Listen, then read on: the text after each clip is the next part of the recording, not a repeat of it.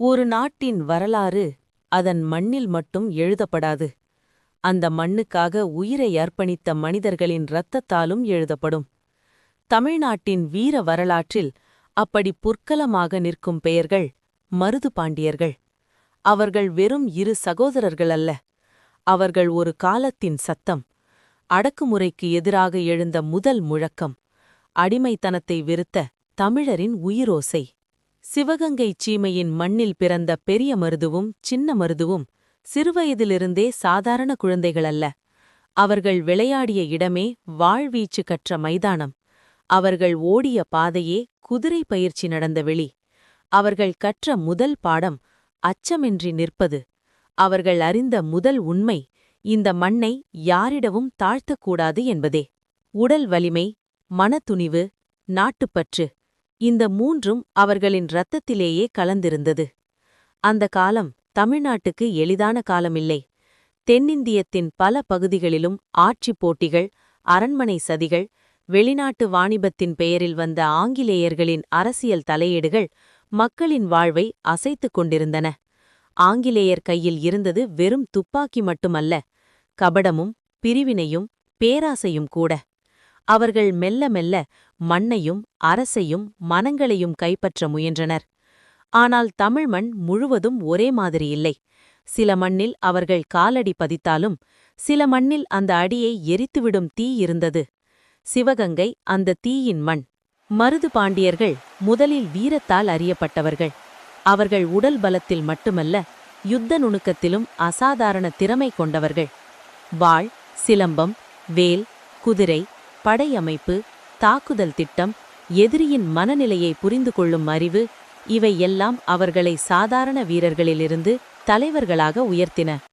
அவர்கள் மக்களோடு கலந்து வாழ்ந்தார்கள். அரண்மனைக்கு உட்பட்ட வீரர்கள் என்ற பெருமை இருந்தாலும் ஏழை மக்களின் வலியை உணர்ந்த இதயமும் இருந்தது. அதனால்தான் அவர்கள் வெறும் படைத்தலைவர்கள் அல்ல, மக்கள் மனங்களில் நம்பிக்கையாக மாறினார்கள். அந்த காலத்தில் சிவகங்கை அரசின் அரசர் முத்துவடுகநாதத் தேவர். அவருடன் இணைந்து ஆட்சி மற்றும் பாதுகாப்பில் முக்கிய பங்கு வகித்தவர்களாக மருது பாண்டியர்கள் உயர்ந்தனர். அரசருக்கு அவர்கள் விசுவாசமான பாதுகாவலர்கள் மட்டுமல்ல, ஆபத்தில் துணிந்து நிற்கும் இரு கைகளாக இருந்தார்கள். ஆனால் விதி சோதனை இல்லாமல் வீரரை உருவாக்காது. காளையார்கோயில் போரில் ஏற்பட்ட பேரதிர்ச்சி சிவகங்கை நாட்டையே உலுக்கியது. ஆங்கிலேயர்களின் ஆதரவுடன் வந்த பகைவர்களின் தாக்குதலில் அரசர் முத்துவடுகநாதத் தேவர் வீரமரணமடைந்தார். அந்த ஒரு தருணம் சிவகங்கை அரசை மட்டுமல்ல, மருது பாண்டியர்களின் உள்ளத்தையும் தீயாக்கியது. அரசர் உயிரிழந்ததும் பலர் தலை குனிந்திருக்கலாம், பலர் பயந்து ஓடியிருக்கலாம், பலர் தங்களை காப்பாற்றிக் கொண்டிருக்கலாம். ஆனால் மருது பாண்டியர்கள் அப்படியில்லை.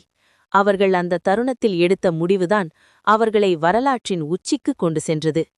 அரசி வேலுநாச்சியாரை பாதுகாப்பாக வெளியே கொண்டு செல்ல வேண்டும். சிவகங்கை வீழ்ந்தாலும் அதன் சுதந்திரம் வீழக்கூடாது. இதுவே அவர்களின் எண்ணம். உயிருக்கு ஆபத்து இருந்தும் எதிரிகள் எல்லா திசையிலுமிருந்தும் அவர்கள் அரசி வேலுநாச்சியாரை பாதுகாப்பாக வெளியேற்றி எதிர்கால போராட்டத்துக்கான விதையை விதைத்தார்கள். அந்த அகதி காலம்தான் மருது பாண்டியர்களின் உண்மையான அரசியல் மற்றும் புரட்சி தலைமையை வடிவமைத்தது. அந்த ஆள்களில் அவர்கள் ஒளிந்து வாழவில்லை. அவர்கள் அமைதியாக திட்டமிட்டார்கள். எங்கு யார் ஆதரிப்பார்கள், எந்த பகுதி வீரர்கள் இன்னும் மனம் தளராமல் உள்ளனர், எப்படி ஆயுதங்கள் திரட்டுவது, எப்படி படையை மீண்டும் அமைப்பது, யாருடன் கூட்டணி அமைப்பது, இவற்றையெல்லாம் தீவிரமாக யோசித்தார்கள். இந்த காலத்தில் வேலுநாச்சியாரின் நம்பிக்கைக்குரிய ஆற்றலாக அவர்கள் மாறினார்கள். ஒரு ராணியின் சிங்கத் துணிவுக்கும் இரு சகோதரர்களின் வீரத்துக்கும் இடையே உருவான அந்த உறவுதான் தமிழரின் விடுதலை வரலாற்றில் அரிய பக்கமாக உள்ளது. போருக்கு வெறும் கோபம் போதாது, புத்தியும் தேவை. இதை மருது பாண்டியர்கள் நன்றாக புரிந்திருந்தார்கள். அதனால் அவர்கள் வெளிப்படையாக போர் செய்யும் முன் தங்களுக்கு தேவையான ஆதரவை பெற்றனர். திண்டுக்கல், மதுரை, சுற்றுப்பகுதிகள், பல பாளையக்காரர்கள், மைசூர் ஆட்சியாளர்கள் போன்ற சக்திகளுடன் தொடர்பு கொள்ளும் முயற்சிகள் நடந்தன. அந்த கால அரசியல் சூழலில் ஆங்கிலேயர்களுக்கு எதிராக ஒரே குரலில் நிற்கும் சக்திகளை இணைப்பது எளிய காரியமல்ல. ஆனால் மருது பாண்டியர்கள் இதை செய்தார்கள். அவர்கள் வெறும் வாழ்வீரர்கள் அல்ல, தந்திரமான ஒழுங்கமைப்பாளர்களும் கூட. பின்னர் வந்தது சிவகங்கை மீட்பு போராட்டம். பல ஆண்டுகள் மனதில் எரிந்த அவமானம், கோபம், நாட்டுப்பற்று அனைத்தும் ஒரே நேரத்தில் வெடித்தது. வேலுநாச்சியார் மீண்டும் தன் நாட்டை மீட்டெடுக்க எழுந்தபோது மருதுபாண்டியர்கள் அவரது முன்னணி படைத்தலைவர்களாக திகழ்ந்தனர்.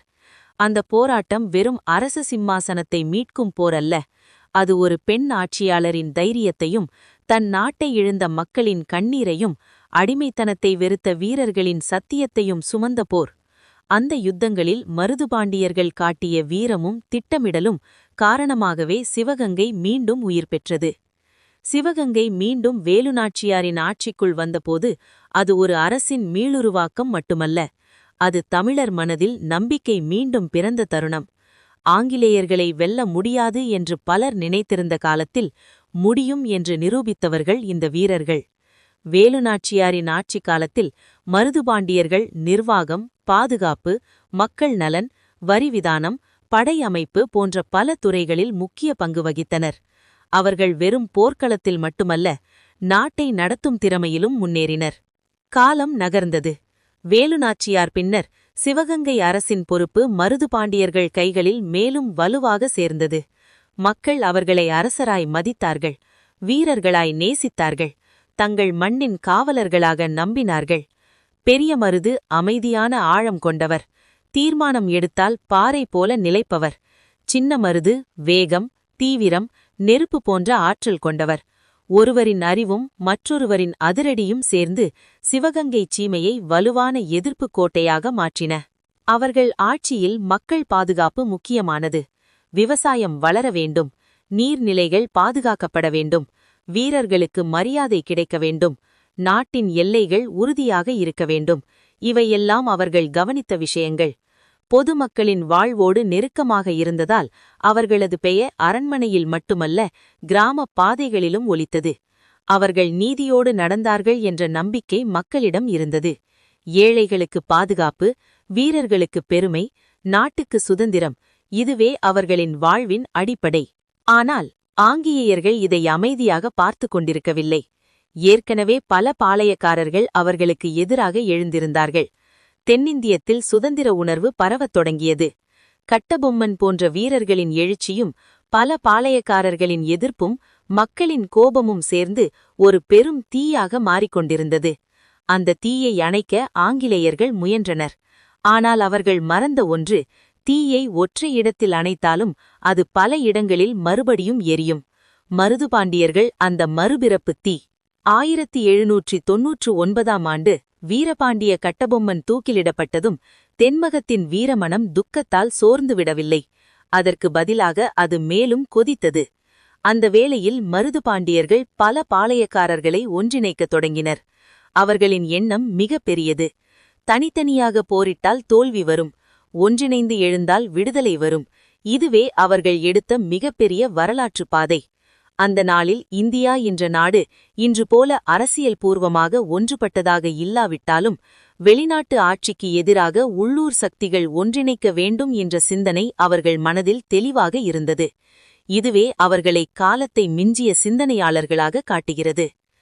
1801ஆம் ஆண்டு வந்தபோது மருதுபாண்டியர்கள் வரலாற்றில் அழியாத ஒரு செயலை செய்தார்கள். அவர்கள் வெளியிட்ட அறிக்கை பின்னாளில் ஜம்புதீவு பிரகடனம் என்று போற்றப்பட்டது. அது வெறும் போர்க்குரல் அல்ல, அது ஒரு அரசியல் அறிவிப்பு. அந்த அறிவிப்பில் நாட்டின் மக்களே எழுந்து நிற்க வேண்டும், வெளிநாட்டு ஆட்சியை எதிர்க்க வேண்டும், தங்கள் உரிமையை காப்பாற்ற வேண்டும் என்ற தெளிவான அழைப்பு இருந்தது. பல வரலாற்றாசிரியர்கள் இதை இந்திய சுதந்திரக் குரலின் ஆரம்பகால முழக்கங்களில் ஒன்றாக குறிப்பிடுகின்றனர். அந்த காலத்தில் இப்படிப்பட்ட அறிவிப்பை வெளியிடுவது என்பது மரணத்தையே அழைப்பது போலதான். ஆனால் மருதுபாண்டியர்கள் பயப்படவில்லை. அவர்கள் உயிரை விட சுதந்திரத்தை பெரிதாக கண்டவர்கள். இந்த பிரகடனம் ஆங்கிலேயர்களை அதிர வைத்தது. ஏனெனில் இது ஒரு கோட்டையில் நடந்த சிறிய கிளர்ச்சி அல்ல, இது மக்கள் மனதில் பரவக்கூடிய சிந்தனை. ஒரு மன்னனை வீழ்த்தலாம், ஒரு படையை அழிக்கலாம், ஆனால் ஒரு சிந்தனையை எப்படி கொல்வது? அதனால்தான் அவர்கள் முழு சக்தியோடும் மருதுபாண்டியர்களை சூழ்ந்தனர். பல இடங்களில் போர்கள் நடந்தன. காடுகள், கோட்டைகள், கிராமங்கள், எல்லைகள், எங்கு பார்த்தாலும் பதட்டம். மருதுபாண்டியர்கள் நேரடி போரிலும் மறைமுக தாக்குதலிலும் மக்களை ஒருங்கிணைக்கும் முயற்சியிலும் ஈடுபட்டனர். ஆனால் எதிரின் எண்ணிக்கையிலும் ஆயுதத்திலும் மிகப் பெரியவன். அதற்கு மேலாக துரோகமும் அவர்களை துரத்தியது. வெளிநாட்டு ஆட்சியாளர்களை விட ஆபத்தானது உள்ளூர் துரோகிகள் என்பது வரலாறு மீண்டும் நிரூபித்தது.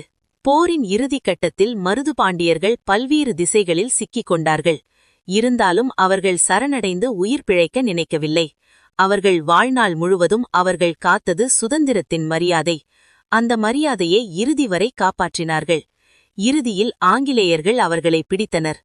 தங்களது வெற்றியை புகழ்ந்து சொல்ல ஆங்கிலேயர்கள் முயன்றிருந்தாலும் உண்மையில் அன்று நாள் அவர்கள் வென்றது 2 உடல்களை மட்டுமே, 2 சிந்தனைகளை அல்ல. 1801ஆம் ஆண்டு அக்டோபர் 24, திருப்பத்தூர். அந்த நாள் தமிழர் மனதில் என்றென்றும் அழியாத காயமாகவும் பெருமையாகவும் நிற்கும் நாள். பெரிய மருதுவும் சின்ன மருதுவும் தூக்கிலிடப்பட்டார்கள். ஆனால் அவர்கள் மரண தண்டனை பெற்ற குற்றவாளிகள் இல்லை. அவர்கள் சுதந்திரத்தின் முதல் சாட்சிகள். அவர்கள் தூக்கிலேற்றப்பட்ட மரம் ஒரு மரம் மட்டுமல்ல, அது தமிழர் விடுதலை உணர்வின் சின்னமாக மாறியது. அவர்களின் உடலை மௌனப்படுத்திய ஆங்கிலேயர்கள் அவர்களின் பெயரை மௌனப்படுத்த முடியவில்லை. அவர்களின் இறப்புக்குப் பிறகும் மக்கள் மனங்களில் அவர்கள் வாழ்ந்தார்கள். கிராமங்களில் அவர்களைப் பற்றிய பாடல்கள் பிறந்தன. வீரர்களின் வாயில் அவர்களின் பெயர் உறுதியான சத்தியமாக மாறியது. குழந்தைகளுக்குப் பெயராக வந்தது. மண்ணில் நினைவாக நின்றது. அடிமையாக வாழ்வதை விட சுதந்திரத்துக்காக இறப்பதே சிறந்தது என்ற உண்மை அவர்களின் வாழ்க்கை வழியாக தலைமுறைகளுக்கு சென்றது. இன்று நாம் சுதந்திரமாக சுவாசிக்கும் காற்றில் மருதுபாண்டியர்களின் தியாகத்தின் மனமும் கலந்திருக்கிறது என்று சொன்னாலும் அது மிகையாகாது. மருதுபாண்டியர்களின் வாழ்க்கை நமக்கு கற்றுக் கொடுப்பது வெறும் போர்தானல்ல. அவர்கள் சொல்லும் முதல் பாடம், அதிகாரமிருந்தால் அது மக்களுக்காக இருக்க வேண்டும். 2வது பாடம், துரோகம் எப்போதும் வெளியிலிருந்து மட்டும் வராது, உள்ளிருந்தும் வரும். அதனால் விழிப்புணர்வு தேவை. 3வது பாடம், தோல்வி என்பது முடிவு அல்ல, அது மீண்டும் எழும் வீரர்களுக்கான தீப்பொறி. 4வது பாடம், சுதந்திரம் என்ற சொல்லுக்கு விலை உண்டு. அந்த விலை பல நேரங்களில் உயிரே. அந்த உயிரை தந்தவர்கள்தான் உண்மையான வரலாறு. இன்று மருதுபாண்டியர்களைப் பற்றி பேசுவது என்பது வெறும் பழைய கதையை சொல்லுவதல்ல. அது நம்முடைய அடையாளத்தை நினைவூட்டுவது, நம்முடைய மண்ணின் பெருமையை உணர்வது. தமிழன் என்றால் தலைகுனியாதவன் என்ற உண்மையை மீண்டும் மீண்டும் மனதில் பதிப்பது. அவர்கள் அரசராய் வாழ்ந்தார்கள், வீரர்களாய் போராடினார்கள், தியாகிகளாய் இறந்தார்கள், புரட்சியாளர்களாய் என்றும் வாழ்கிறார்கள். மருதுபாண்டியர்கள் வாழ்ந்த வாழ்க்கை ஒரு கேள்வியை நமக்குள் எழுப்புகிறது. அவர்கள் தங்கள் மண்ணுக்காக உயிரை கொடுத்தார்கள். நாம் நம் மண்ணின் வரலாற்றை குறைந்தபட்சம் நினைவில் வைத்திருக்கிறோமா? அந்த கேள்விக்கான பதிலாகவே இந்த கதையை மனதில் நிறுத்திக் கொள்ள வேண்டும். ஏனெனில் சில மனிதர்கள் பிறக்கிறார்கள், சிலர் வாழ்கிறார்கள், ஆனால் சிலர் மட்டும் காலத்தையே எழுப்பிவிடுகிறார்கள். மருதுபாண்டியர்கள் அப்படிப்பட்டவர்கள்.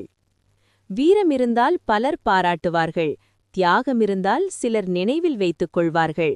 ஆனால் உயிரையே நாட்டுக்காக அர்ப்பணித்தவர்கள் தலைமுறைகள் தொழும் வரலாறாக மாறிவிடுவார்கள்.